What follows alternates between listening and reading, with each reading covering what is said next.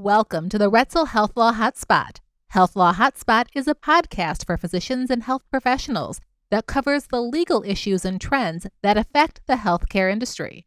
Hi, everyone. Welcome to the Health Law Hotspot. I'm Ericka Adler, shareholder at Roetzel & Andrus and leader of our healthcare practice. And this is the Health Law Hotspot. Today, I have two amazing guests. Let me introduce them for you. But first, let me mention that today we're going to be talking about how do you prepare yourself for being the most successful healthcare provider and healthcare business you can be, and how do you have the right partners in place in order to successfully engage in a transaction if one should arise down the road. And today we're going to talk about that, and I want to introduce you to two amazing partners that I've worked with for many years and on many transactions with many clients, and I think they bring a lot of information and insight on this topic. So first, we have Dan Gould. He is the founder of the Gould Financial Group. And Dan has been working with businesses, professionals, high net worth individuals, and families with their complex financial pictures. And I have worked with him with a tremendous number of healthcare providers, and I know he brings a lot of expertise. So welcome, Dan. Thank you. And also we have Joel Brodsky. Joel has a really interesting story because he started off as a client of Dan's, and he is a former practicing lawyer, and he helped his wife, who's a physician, build up a large medical practice and sell it to private equity. And now he is working with Dan as a director of business development at the Gould Financial Group, and they make an awesome team, and I've had the opportunity to work with them on several transactions. So I'm really looking forward to getting some insight from the two of you on some of the topics that we're going to cover today. So welcome, both of you. Thanks, Ericka. Thanks, Ericka. Happy to be here. So let's start off by just explaining, because I think many people really don't understand.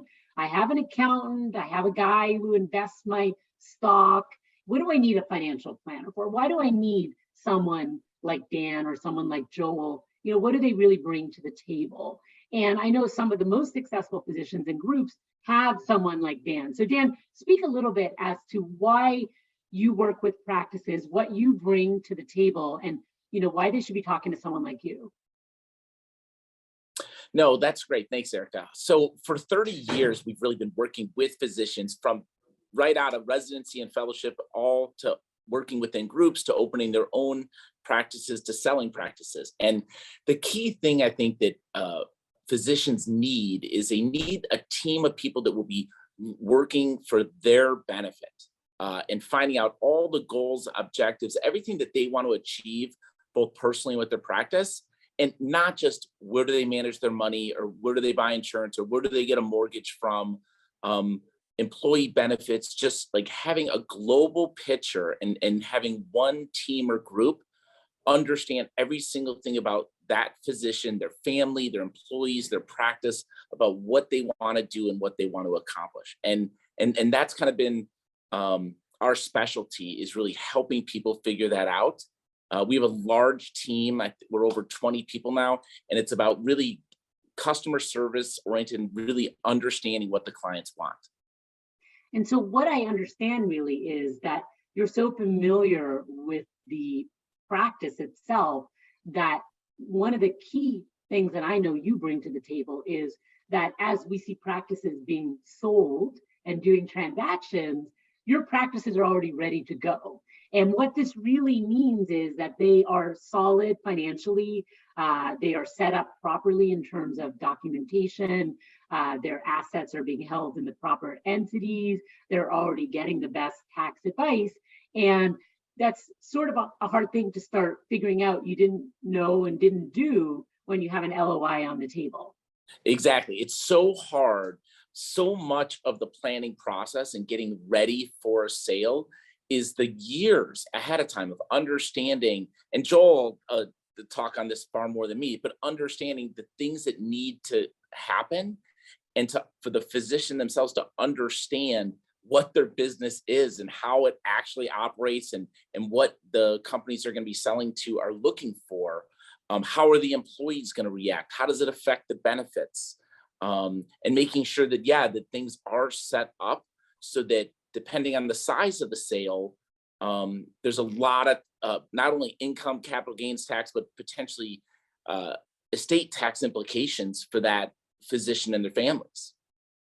Right. And you and I have had some transactions where, I speak to the doctor and I'm like, well, who's guiding you through this process? And, they have a family friend or somebody just helping them. You and I recently had a transaction where it was significant purchase price and somebody told them to go form some trust somewhere in Nevada or something, and they were going to be charged $10,000+ and kind of blew our minds. And, so there's a lot, doctors don't know what they don't know. And kind of, we want to make sure that doesn't happen. And, obviously at the end of the day, we can save them money as well by preparing ahead of time. Yeah, and that's also one of the most important reasons that building the relationship between a wealth management firm and the other team, the people on the team with the doctor early on in their career is because you have to have that level of trust and history of working with each other a lot of times, so that when you do get into these situations that like you're not starting from scratch on everything. And I mean, Joel and I, we worked together for 20+ years before their transaction. And, we have a multi-generational firm. So like young advisors work with young physicians and kind of get to know each other and grow up with each other. So I think that's really helpful. Yeah, Dan and I have literally grown up together, which is pretty fun.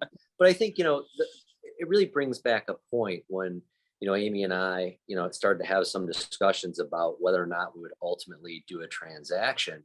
And, when we thought that was possible, we really started planning, 2 years in advance.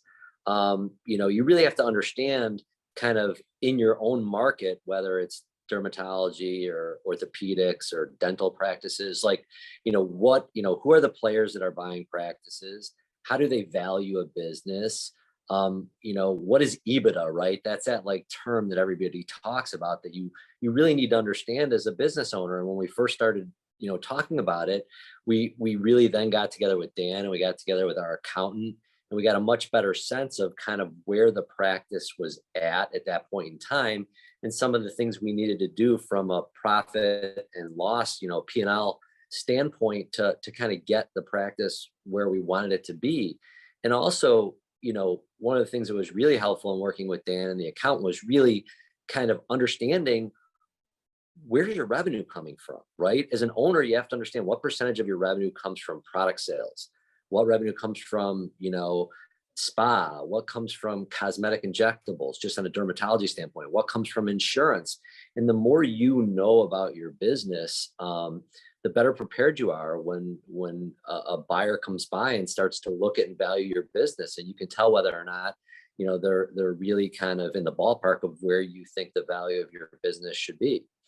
And, another thing that Dan and I have talked about, there are people in the industry that will come in and really kind of look at your practice and kind of tell you where you're at. We took a different approach. We hired somebody who had some experience in private equity deals who actually came in and worked in the practice, but not a lot of people spend the time and the money to do that. And so I think, there are people out there who specifically come in and meet with you and go through your business and tell you kind of where you're at and where you need to be. So this whole team approach to really getting your business in the best health possible before kind of getting together with a great healthcare lawyer like Ericka and really starting to look at partners is really critical, because it can mean the difference in a much higher purchase price, which is, and listen, the other thing too is really understanding all facets of the deal, right? Not just the purchase price, but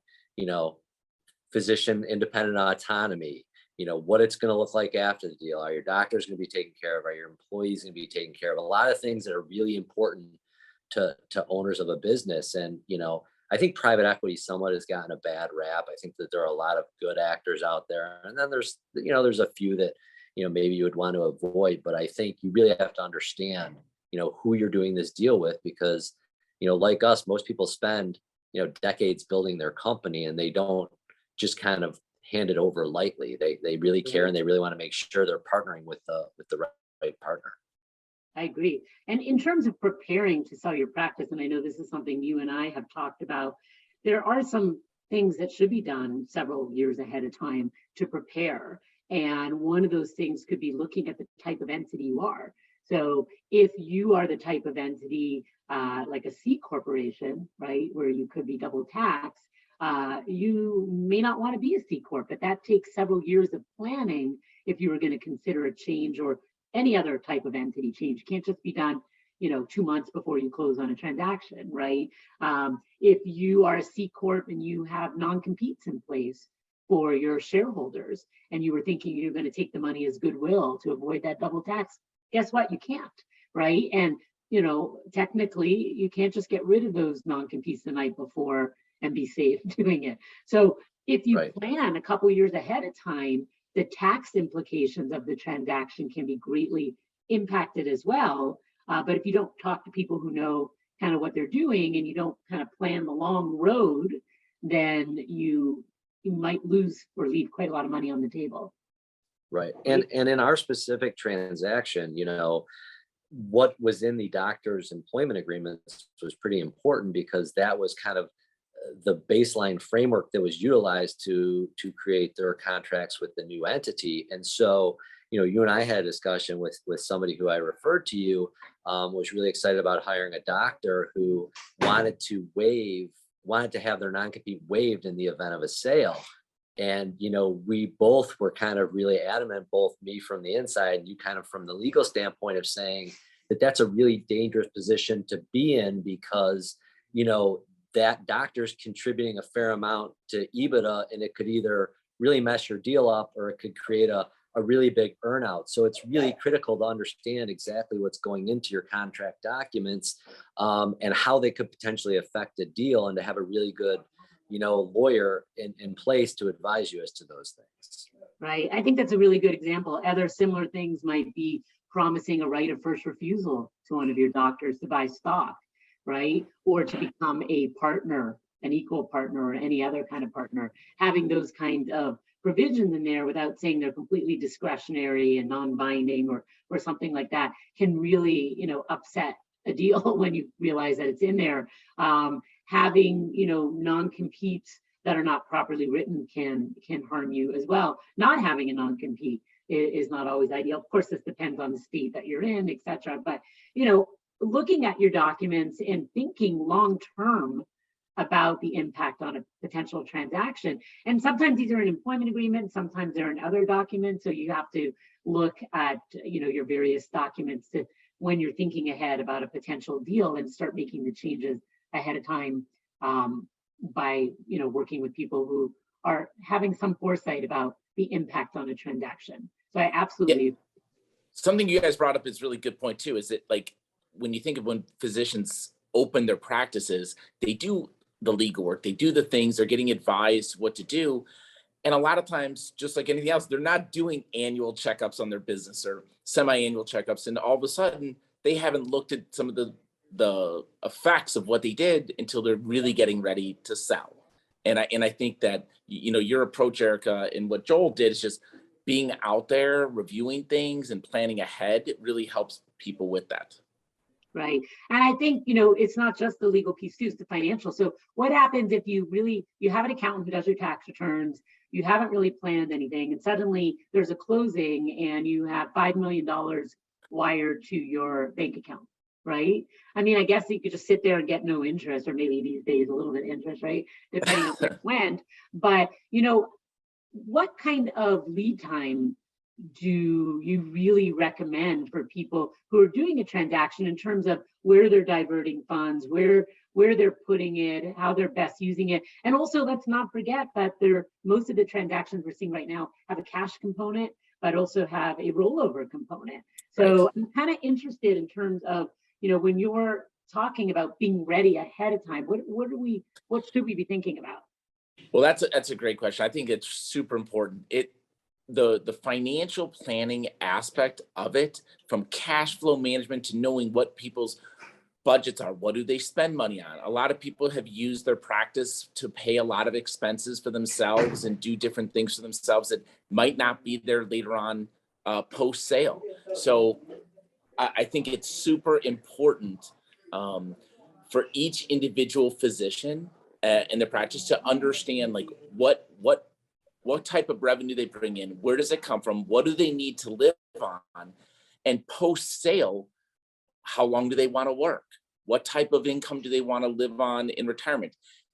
We've advised some people who they were making enough money to support their lifestyle with the practice, but if their income got cut post sale, they would have been dipping into the proceeds of the sale, and that doesn't make sense a lot of times. So a lot of times these sales are life-changing events. They're life-changing events for the ability to live the type of lifestyle you want, take something off the table of what something that a doctor or has created and built their whole working lives. But it's usually a one-shot deal. They don't get multiple chances to do that. And that's kind of like their baby, and they need to take care of it, and they need to plan years in advance to understand how is life going to look financially, not only for themselves, but their families, pre-sale, post-sale, and in retirement. And Ericka, I think you raised a good point. A lot of these deals, most deals, have a cash component and a stock component, right? And so not only are you negotiating with a company that's going to buy your practice, but ultimately you're going to take stock in that company. So, private equity companies typically recap, as we know, like every 3 to 5 years. So it's interesting to know, like, when is the last time they have had a recapitalization? Are they planning on doing it soon? So to get a better understanding is, what kind of risk do I want? Like, typically they'll require you to take 20% stock, but in some instances you can take more stock.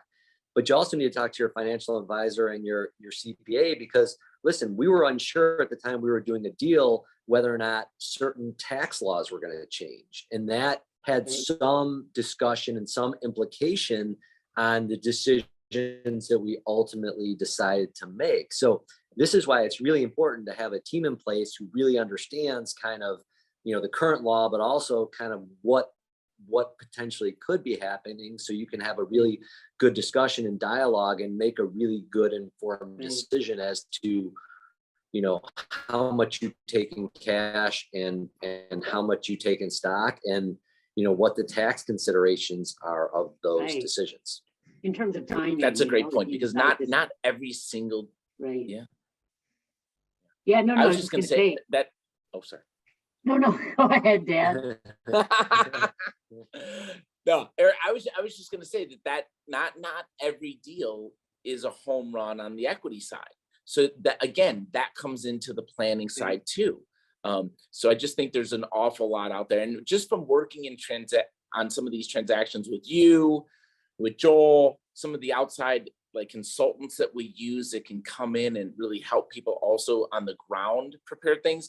You've really seen the differences of a physician understanding all the issues that they're going to have to face for sometimes going into these processes where they are absolutely the underdog in the negotiations because they don't know all these issues. Right. And part of the rollover problem is the companies don't like to share information sometimes, right? And what little they do, you're really relying on your financial advisor and your accountant to say, these numbers look great, or they're carrying a lot of debt. This concerns me, because you're giving up, millions potentially in cash, to make this investment. And so that's really a balancing act. I don't get involved in those discussions about how much equity or whether it's a good deal, not a good deal. That's where you come in. But that is something, often doctors will just assume it's a good investment. It's not always the case. Right. Well, and the reason it's important to have a really good team in place is, as a physician, and I'm not a physician, obviously, we talked about the fact that I practice law and then I was running my wife's practice, but like, there are a lot of physicians who run their own practices. And as you know, and we've talked about this, when they're in the throes of a deal, letter of intent, and 90 days to negotiate from letter of intent to hopefully closing, there's a lot going on there. It is an intense time in your life when you're in the middle of that deal. And so it's really hard at that time for the physician to be focusing on all of these things we're discussing. So if you have a really good team in place and a really good plan in place before you hit the LOI stage, then you're going to be in a much better position to really understand your business, to understand the health of your business, to really understand what your options are, to not only maximize your deal, but to really secure your financial future in a way that's beneficial. Absolutely, especially when doctors have their own busy work schedules, right? So most of the time we're trying to catch them in the evenings, at lunchtime, and it's very hard to focus when they're trying to keep their numbers up too, right? Because there can't be any changes between, when the LOI is signed and when we close. So it's a lot of pressure on them. And doctors are great, but most of them are not business people either. They don't understand this isn't what they're great at, and they do need a team to advise them and support them. I absolutely agree. The best deals we do, the easiest deals we do, the fastest and least expensive transactions that we do are the ones where you already have a good team in place that's looking out for you, for sure. We all agree? Yep. All agree, Yes. 100%. All right, perfect. All right, I think from my end, I think we've covered so much here. Is there anything else you want to throw out there? No, I think the moral of almost today is that people are need to be surrounded by people that can help them in their business, their personal life, their family planning, and really help tie things together. And I think that was a great point. Yeah. And Ericka, obviously working with you on our deal and kind of now having been through a deal and really understanding both from a business standpoint and a legal standpoint, although you advised me not to play lawyer and I did my best to listen to you, just really understanding kind of how intense it is and all the intricacies that are there. And so, I've really enjoyed talking to other physicians who are selling their practices and kind of, giving them some advice and guidance on kind of what to expect in the process, just having gone through it. So it's been a real big learning experience for me. I'm really glad that we did it. We're really happy with our partnership, and now I'm really enjoying working at Gould Financial Group. Right. So all good. Great.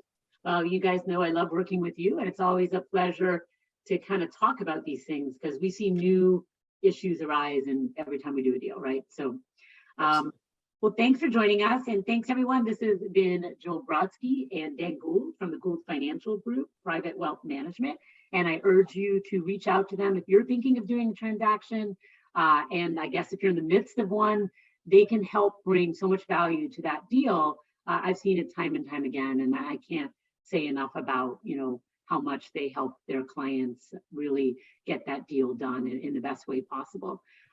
So thank you so much. And this has been the Health Law Hotspot. You can see all of our podcasts at ralaw.com. And we hope you'll join us next time. Thanks so much, guys. The Roetzel Health Law Hotspot is made available by the firm and its attorneys for educational purposes and to provide general information, not to provide specific legal advice.